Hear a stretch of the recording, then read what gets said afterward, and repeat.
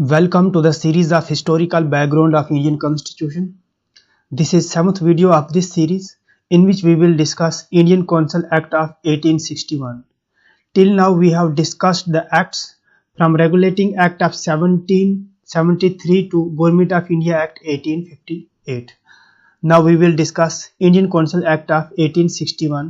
तो इसके प्रोविजंस देखते हैं. पहला प्रोविजन क्या है?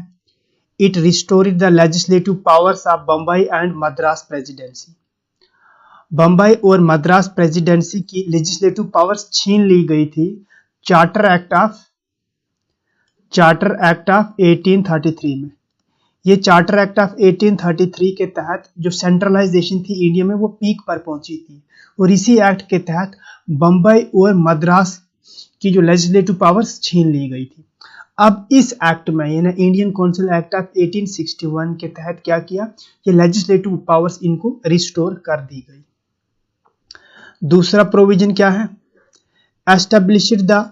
Establishment of new legislative council for Bengal, North West Frontier Province and Punjab.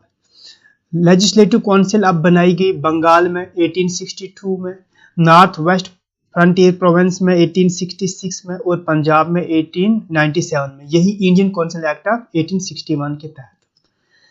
तीसरा प्रोविजन, सॉरी यहाँ पे मैंने सेकंड लिखा. तीसरा प्रोविजन क्या है? Started the process of associating Indians as non official members in central legislative council.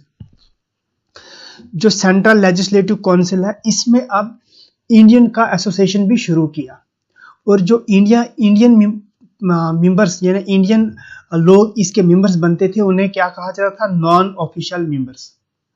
और जो ब्रिटिश के लोग इस सेंट्रल लेजिस्लेटिव काउंसिल के मेंबर्स बनते थे तो उन्हें कहा जाता था ऑफिशियल मेंबर्स. ठीक है ना. तो अब नॉन ऑफिशियल मेंबर्स की एसोसिएशन भी सेंट्रल लेजिस्लेटिव काउंसिल में शुरू कर दी गई. चौथा प्रोविजन ये है कि portfolio system was introduced under the act by viceroy Lord Canning. उस समय लॉर्ड कैनिंग थे यहाँ पे वाइसरॉय और इसी एक्ट के तहत पोर्टफोलियो सिस्टम को इंट्रोड्यूस किया गया. पोर्टफोलियो सिस्टम मतलब जो मिनिस्ट्री है ना वो डिवाइड की जाती है. जैसे रेलवे मिनिस्ट्री किसी एक को दे दी है ना, finance minister, education minister, health minister, इस तरीके से. और फिफ्थ प्रोविजन क्या है? Viceroy was allowed to issue ordinance. ठीक है ना. ऑर्डिनेंस यहाँ से शुरू किया गया ना. वाइसरॉय अब ऑर्डिनेंस इशू कर सकता था और जिसका टाइम क्या था? 6 मंथ. तो ये है 5 provisions Indian council act of 1861 के. एक बार रिवाइज कर सकते हो आप मेरे साथ. इस एक्ट ने रिस्टोर किया legislative power of Bombay and Madras presidency की जो कि इन्हें छीन ली गई थी. इससे कब? चार्टर एक्ट ऑफ 1833 में. दूसरा एक्ट प्रोविजन क्या है कि अब इस एक्ट के तहत न्यू लेजिस्लेटिव काउंसिल्स बनाई गई. बंगाल में बनाई गई 1862 में, नॉर्थ वेस्ट फ्रंटियर प्रोविंस में 1866 में और पंजाब में 1897 में. थर्ड प्रोविजन क्या है कि प्रोसेस ऑफ एसोसिएटिंग इंडियंस. अब इंडियंस को एसोसिएट किया गया किसमें? सेंट्रल लेजिस्लेटिव काउंसिल में, जिन्हें क्या कहा जाता था? Non official members.